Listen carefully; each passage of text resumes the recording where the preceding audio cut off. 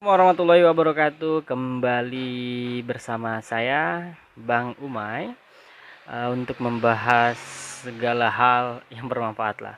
Nah, di sini saya kembali membahas terkait agen BRI Link ya. Tapi pembahasannya sangat menarik seperti itu.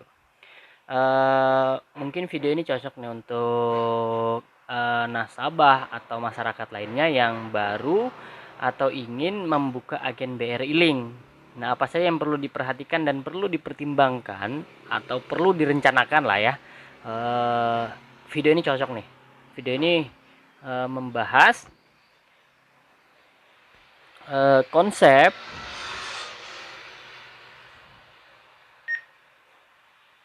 konsep agen BRI Link. Konsep agen BRI Link menurut saya. Oke. Nah, mungkin banyak dari teman-teman mungkin belum kenal saya ya. Mungkin alangkah baiknya saya memperkenalkan diri terlebih dahulu. Nama lengkap saya yaitu Muhammad Khomeini. Biasa teman-teman memanggil saya lebih akrab Kang Umay atau Bang Umay.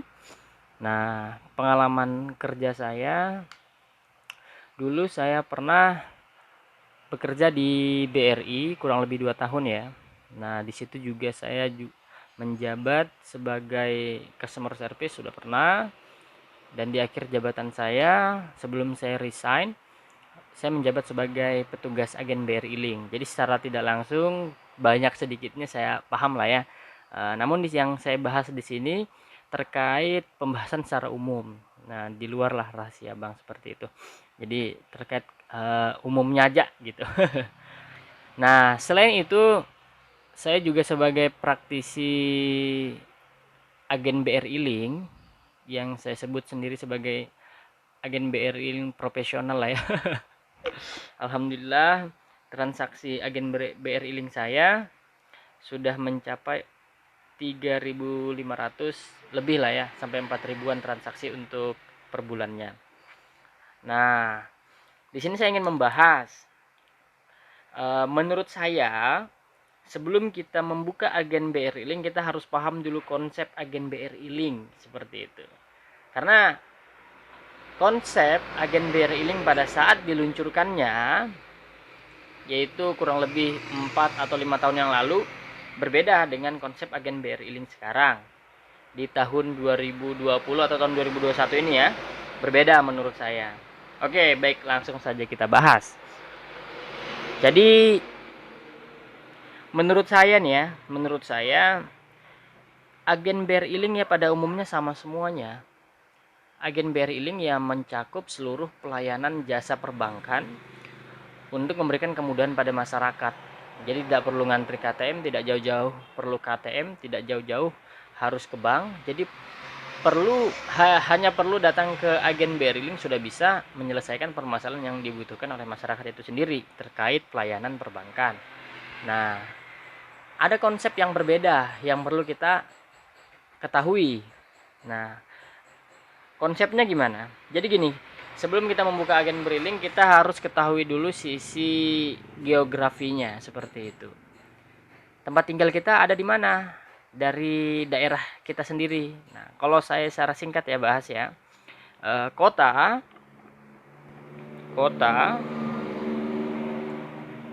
di sini ada gini aja deh. Kota atau kabupaten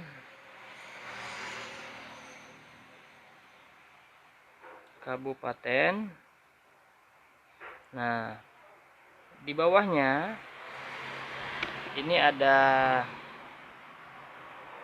kecamatannya,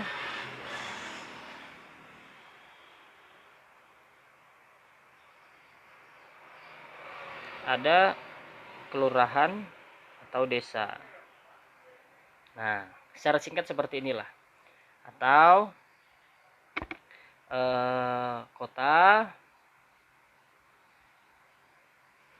gini. Kota,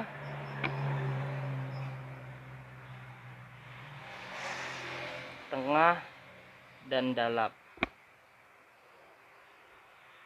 Nah, jadi menurut saya teman-teman, kita perlu ketahui dulu secara gambaran. Ini saya sudah gambarkan di layar ya. Di sini menurut saya konsepnya itu kita harus paham dulu dari sisi geografinya. Tempat tinggal kita ada di mana? Di kota atau di kabupaten atau ibu kotanya, di kecamatannya atau di desanya. Nah, atau secara gambaran bisa kota atau tengah atau dalam. Itu simpulannya ya.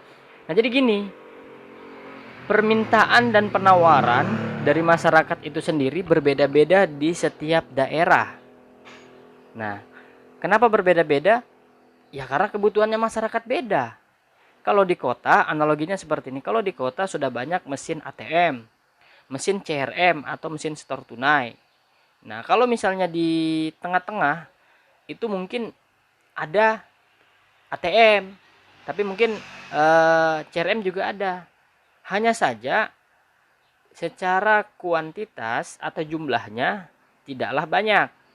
Nah, kalau misalnya dia di kelurahan atau desa atau yang saya golongkan sebagai daerah dalam, nah itu ada ATM cuma aksesnya jauh.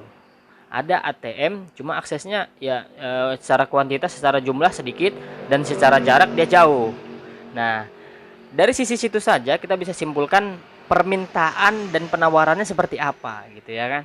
Nah, kalau di kota atau di ibu kota tadi atau di kabupaten itu tadi, nah yang golongannya kota yang saya simpulkan ini tadi itu lebih banyak orang transfer.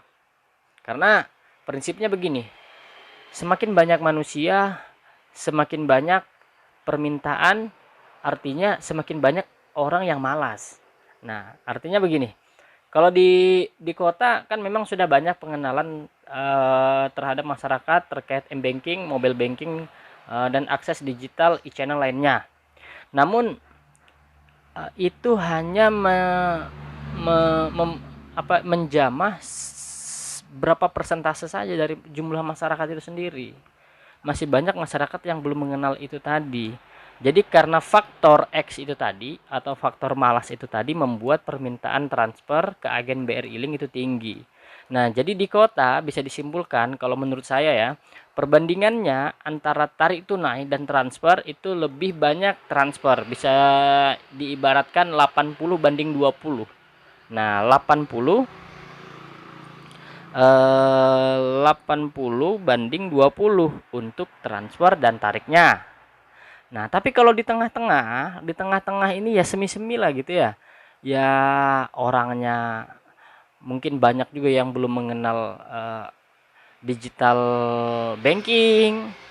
Habis itu untuk akses ATM-nya ya tidak terlalu banyak. Masyarakatnya ya sedang-sedang lah ya. Nah, jadi kebutuhan terkait itu masih banyak. Nah, jadi bisa disimpulkan kalau menurut saya kalau di tengah-tengah ini bisa 50 banding 50 atau 40 banding 60. Nah, jadi hampir sama dia untuk permintaan transfer dan tarik tunainya. Nah, di situ kita bisa melihat gambaran. Nah, apa yang kita lakukan, apa yang kita siapkan. Seperti itu. Dan kalau di daerah pedalaman ini dia sudah menjangkau jaringan. Dia sudah ada ATM cuma aksesnya lumayan jauh. Nah, jadi kalau dilihat ya secara permintaannya, orang-orang di daerah jauh, teman-teman bisa menganalisis sendiri di daerahnya gitu kan, beda-beda ya menurut saya. Kalau di daerah saya kebanyakan di sini penggajian sawit misalnya. Kok beda ya, kalau misalnya dulu orang gajian kan masih pakai uang cash, kalau sekarang kan sudah melalui bank, jadi tinggal masuk ke dalam rekening. Semua rata-rata orang sudah memiliki ATM. Yang menjadi permasalahannya kebanyakan orang yang kerja daerah pedalaman itu belum memahami atau belum istilahnya fasih lah ya, fasih terhadap ATM, terhadap digital banking. Nah, jadi kebutuhan mereka untuk narik saja mereka lebih mending ke e-link. Seperti itu. Jadi kalau bisa aku simpulkan ya, kalau untuk perbandingannya ini bisa dibandingkan 70 30 atau 60 40, lebih banyak yang narik. Nah, dari hal ini saja kita bisa simpulkan sudah apa yang harus kita lakukan ketika kita ingin membuka agen BRI Link di daerah kita gitu. Saya analogikan kalau misalnya kita di kota kita ingin membuka agen BRI Link. Nah, saya ingin membahas juga konsep yang kedua ya, yang menurut saya tadi konsep ya bisa dibilang geografinya lah ya, konsep wilayah. Kita harus paham itu dulu. Yang kedua, konsep pemasarannya. Kenapa saya bilang konsep pemasaran? BRI pada saat awal peluncurannya BRI Link dengan memberikan edisi secara cuma-cuma kepada masyarakat yang memiliki usaha. Artinya BRI pada zaman itu belum memiliki nama yang besar untuk bagaimana bisa memperkenalkan BRI Link itu kepada masyarakat dengan cara memberikan cuma-cuma kepada nasabah yang punya potensi. Nah, artinya kalau misalnya konsepan yang dulu lah ya, nama BRI ini belum besar. Jadi yang dilakukan BRI ialah mencari nasabah yang punya usaha untuk mendompleng BRI Link itu agar bisa naik gitu loh ya. Nah, gitulah bahasanya. Harus ada usaha dulu konsepannya. Nih, konsepnya dulu sekarang. Nah, harus ada usaha.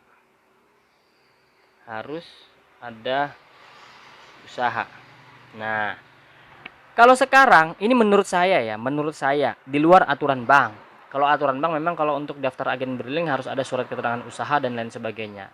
Nah, tapi secara konsepnya menurut saya, kalau untuk sekarang karena nama BRI Link itu sudah di atas langit, bisa ibaratkan begitulah. Memang peribahasanya di atas langit masih ada langit gitu kan. Tapi ya kita gambarkan gitulah. Intinya nama BRI Link sudah tinggi gitu kan.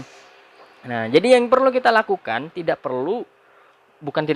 bagus gitu. Nah, yang perlu kita lakukan ialah mengkonsep BRI Link itu secara individual agar terlihat sebagai BRI Link gitu. Gimana maksudnya? Jadi gini analoginya, kantor pos itu sudah terkenal ya, kantor pos sudah terkenal sebagai pelayanan untuk mengirim barang dan pembayaran. Nah, tapi sekarang ketika misalnya dia ingin membuka cabang kantor pos, apakah dia mendompling di outlet usaha lain? Tidak kan? Pasti dia membuat suatu unit atau ruko khusus untuk pelayanan pos itu sendiri.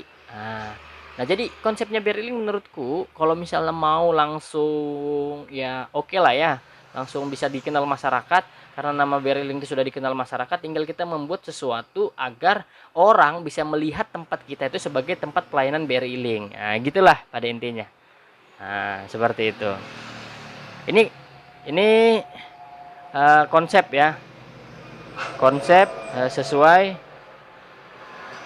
dengan BRI sesungguhnya. Nah, tapi sebelum kita melakukan hal ini, kita kan sudah paham nih ya, kita paham dulu ya dua konsep tadi. Nah, sebelum kita untuk melakukan hal itu tadi, kita harus paham juga yang selanjutnya.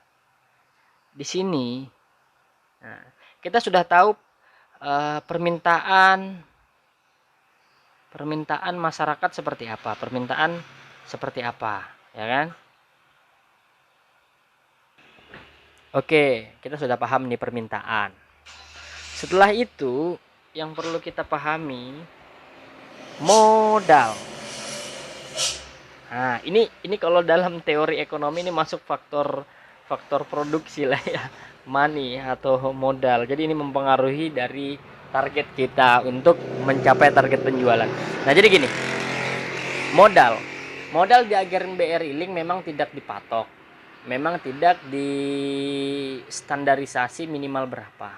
Karena seberapapun modal yang kita punya, segitulah kemampuan kita untuk melayani nasabah. Seperti itu ya analoginya ya. Misalnya contoh kita punya uang 5 juta. Berarti kemampuan kita untuk membackup permintaannya nasabah ya hanya misalnya kalau dia mau transfer 1 juta, berarti kita hanya mampu membackup permintaan 5 transfer seperti itu. Nah, jadi begini.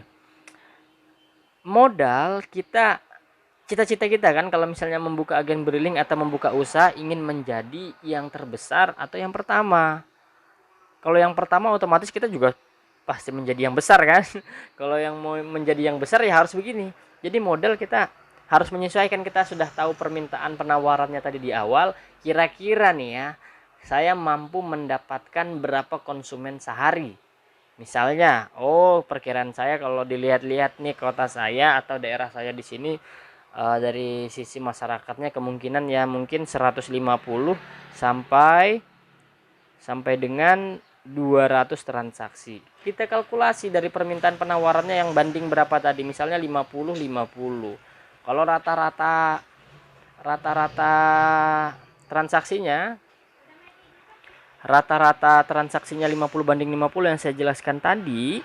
Nah, kita bisa kalkulasikan lah kira-kira akumulasi dari transaksi yang kemungkinan terjadi untuk transfer saja berapa kira-kira. Kalau misalnya mencapai 300 juta, kemungkinan untuk tariknya 300 juta, berarti akumulasinya sehari 600 juta. Berarti ya minimal setengahnya kita harus membackup, minimal modal kita harus 300 juta untuk memenuhi permintaan selama 1 hari. Nah, karena begini ya, namanya jasa, sesuatu yang namanya jasa itu berkaitan langsung dengan pelayanan. Jasa, pelayanan. Nah, yang kedua, ketika misalnya permintaan nasabah atau permintaan masyarakat itu tadi datang ke tempat kita tidak bisa menyelesaikannya, atau misalnya modal kita tidak cukup ataupun kita tidak bisa membackup apa yang diminta nasabah terkait pembayarannya, maka itu membangun mindset nasabah bahwa di agen briling itu tidak lengkap, di tempat kita tidak lengkap, maka dia akan ke tempat lain. Nah, ini yang kita hindari. Makanya ya secara langsung kita membuka agen briling, kita harus paham, kita harus belajar terkait bisnis perbankan, kita harus belajar terkait e-channel, kita belajar terkait ya mobile bankingnya bagaimana dan lain sebagainya lah. Jadi kita paham, untuk pembayarannya kita paham. Nah, di luar dari permintaan penawaran yang sudah saya jelaskan tadi, seperti itu. Kalau misalnya modal sudah ada segini tadi misalnya ya, ini misalnya saja, karena misalnya kita melihat dari daerah kita di sini, dari saingan agen briling yang lain juga jaraknya lumayan jauh, kita bisa pastikan kemungkinan transaksi di antara 150 sampai 200 transaksi per hari, kita butuh kapasitas modal sekian. Nah, maka kita tinggal konsep outletnya atau rukonya sesuatu yang mengkonsep dengan mirip seperti aslinya dan memberikan gambaran kepada masyarakat bahwa secara langsung ketika dia melihat itu merupakan agen BRI Link, itu sudah membangun mindset. Jadi kalau saya bisa perkirakan ya, untuk 1 bulan, 2 bulan, 3 bulan itu sudah bisa mencapai target maksimal yang diminta kita ini tadi. Nah, itu secara konsep ya, secara konsep. Setelah kita paham ini tadi, nah baru kita bahas. Kita sudah paham nih permintaan penawarannya, kita sudah paham terkait modal yang dibutuhkan, kita sudah paham semuanya. Nah, baru kita lanjut ke pembahasan selanjutnya nih ya. Nah, karena kondisi sekarang ya, ketika kita mendaftar agen BRI Link pasti diarahkan untuk menjadi agen BRI Link yang versi aplikasi. Nah, tidak masalah ya, karena di sisi BRI sendiri ketika misalnya kita menggunakan aplikasi, transaksi kita produktif, maka kita bisa diproseskan untuk diajukan mesin edisi. Nah, karena beda ya zaman sekarang sama zaman yang dulu sama yang sekarang. Nah, seperti itu. Ini perbedaannya. Kalau dulu kan dikasih cuma-cuma, kalau sekarang sudah brandnya naik ya, BRI mungkin agak sedikit menjaga populasi mungkin ya, bisa dibilang seperti itu. Nah, jadi gini ya. Nah, ketika kita kembali ke awal tadi, ketika misalnya kita masih ada di daerah kota yang permintaan penawarannya lebih banyak, transfernya 80% dibanding tariknya 20%, maka bisa dipastikan dengan konsep yang sudah saya jelaskan ini tadi, membangun yang seperti ini tadi, kita tidak perlu ada mesin edisi ya, kita sudah bisa menjadi agen briling yang memiliki tingkat yang sangat produktif ketika kita di kota. Yang penting kita punya konsep lah, ketika kita buka usaha ya tetap perhitungan, tapi ya konsep benar-benar, jangan setengah-setengah. Kalau setengah-setengah ya hasilnya setengah-setengah gitu loh ya bahasanya. Nah, habis itu sudah tadi ya, sudah ini. Jadi ketika di kota kita tetap produktif kok kalau menggunakan aplikasi. Nah, tapi permasalahannya ketika misalnya kita ada di daerah golongan tengah-tengah ini tadi, tengah-tengah, tengah-tengah walaupun atau dalam, maka kita agak sedikit kerepotan, Pak. Kenapa saya bilang kerepotan? Karena di aplikasi Briling Mobile itu sendiri ada memang menu tarik tunai, tapi ada syaratnya. Rekening atau ATM mana yang bisa diakses untuk proses penarikan di mesin atau di aplikasi BRI Link itu tadi, yaitu syaratnya rekening tersebut harus sudah terdaftar di internet banking atau SMS banking. Karena beda dulu, kalau dulu kan yang penting terdaftar nomor HP-nya di SMS notifikasi sudah bisa ditransaksikan. Kalau sekarang nggak bisa. Sekarang nasabah itu harus terdaftar gitu nomor HP-nya di internet banking atau di SMS banking. Jadi ketika misalnya dia narik di aplikasi BRI Link, nanti muncul nomor HP-nya yang terdaftar. Nah, syaratnya yang kedua, dia harus bawa HP-nya di nomor yang terdaftar itu tadi. Dikirimkanlah kode OTP. Akhirnya sudah dikirim kode OTP. Kode OTP itu diberikan ke agen BRI Link sebagai kode konfirmasi bahwa benar dia menyetujui transaksi penarikan itu tadi. Tapi perlu diingat ya, kode OTP sifatnya rahasia. Kalau bukan kita yang melakukan transaksi jangan diberikan. Nah, setelah itu baru tertransaksikanlah penarikan itu tadi. Nah, tapi kalau misalnya dia nggak punya kan repot, apalagi di desa ya. Jarang punya e-banking dan SMS banking. Nah, itu yang menjadi PR sih menurutku bagi BRI. Sebenarnya banyak sih prospektif yang bisa dibangun, yang bisa yang diakses oleh BRI dengan memberikan tingkat produktivitas bagi agen BRI Link dan menunjuk agen BRI Link agar menjadi lebih produktif di daerah-daerah tertentu. Sebenarnya bisa gitu kan. Cuma ya kita tunggu sajalah BRI nanti yang melakukan hal itu. Nah, cuma di sini saya ingin memberikan bocoran sedikit lah ya. Kita sudah punya kapasitas yang saya jelaskan tadi, kita sudah paham konsep-konsep yang saya jelaskan tadi, dan kita sudah melakukan proses pendaftaran sebagai agen BRI Link Web. Dan posisi kita ini di luar kota atau di tengah-tengah itu tadi. Maka untuk membackup tarik tunainya, apa yang harus kita lakukan? Apa yang harus kita lakukan? Ya. Karena kita nggak mungkin ya, kita sudah konsep bagus-bagus, kita sudah pas orang datang kita tolak, kan nggak bagus lah ya. Nah, saya akan berikan bocoran lah ya caranya. Jadi gini, di BRI itu meluncurkan 2 mesin ya. Tapi syaratnya kita harus punya toko ya, punya toko. Di sampingnya punya toko lah, kita punya toko sembako ataupun apa. Nah, kita punya toko ya. Nah, saya bahas kembali. Jadi di BRI itu meluncurkan 2 mesin edisi. Yang pertama mesin edisi BRI dan yang kedua mesin edisi merchant. Bedanya, kalau misalnya mesin edisi BRI Link itu untuk transaksi transfer, tarik tunai, dan pembayaran lain-lainnya seperti di Briling lah ya. Tapi kalau misalnya di mesin edisi merchant itu hanya untuk pembayaran, hanya untuk toko-toko yang difasilitasi seperti di Indomaret, toko-toko lah ya, untuk namanya untuk pembayaran. Nah, agen BRI bisa membackup ini. Yang penting syaratnya dia punya toko. Nah, jadi metode transaksinya ketika orang mau narik tinggal ditransaksikan di mesin merchant itu tadi, dilakukan menu pembayaran sesuai sejumlah yang dia tarik. Nah, logikanya sama, karena ketika dia mentransaksikan kartu debitnya di mesin merchant, maka terpindahlah saldo dia ke rekening penampungan. Nah, di situ kita tinggal memberikan uang cash kepada dia, pengganti yang seharusnya ya dia beli barang ya, kita kasihkan barang, dia kasihkan kita uang gitu. Nah gitu, itu yang pertama solusinya. Yang kedua, banyak di aplikasi jual beli online itu menjual mesin-mesin pembayaran, mesin-mesin mini ATM yang legal lah ya, menurut saya yang legal ya, karena dia ada providernya, memang menjual memang menjual mesin pembayaran. Nah jadi itu kita bisa jadikan solusi lah untuk membackup. Tapi saya tidak jelaskan mesin apa itu, nanti bisa komen saja biar bisa saya buatkan video selanjutnya untuk membackup. Intinya teman-teman harus paham dulu ketika ingin membuka agen BRI Link, istilahnya kalau orang usaha tuh ya, observasi dulu, melihat sikon dan kondisi pasar, melihat sikon dan kondisi letak atau lokasinya.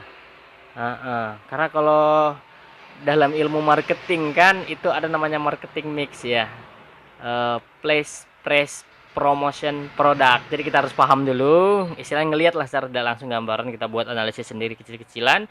Nah strategi apa yang kita buat itu, nah jadi gitu. Nanti saya juga mau review juga ya, karena saya merupakan salah satu nasabah BRI Link juga, berlokasi di daerah Kabupaten Kutai Timur di Bengalon,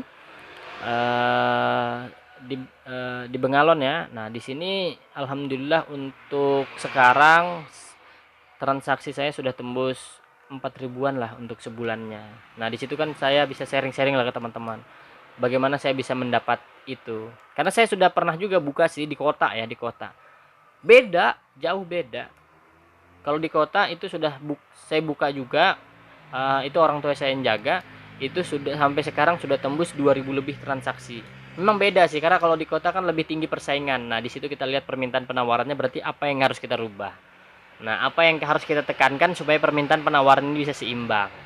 Nah itu, jadi mungkin itu saja yang bisa saya sharing. Saya minta support dari teman-teman, khususnya teman-teman agen BRI Link, biar saya bisa buat video yang bermanfaat lainnya, video sharing-sharing. Intinya yang bermanfaat lah buat teman-teman semuanya, khususnya agen BRI Link atau nasabah yang ingin melihat prospek agen BRI Link ini dan membukanya seperti itu. Saya juga nanti akan membahas terkait mesin edisi dan cara-cara, semua cara lah ya untuk pembayaran dan lain-lain. Nanti bisa komen saja di video saya. Mungkin itu saya dari saya. Terima kasih sudah panjang lebar ini. Jadi kita kelas online ini. Oke, mungkin itu saya dari saya. Terima kasih. Saya Bang Umay undur diri. Assalamualaikum warahmatullahi wabarakatuh.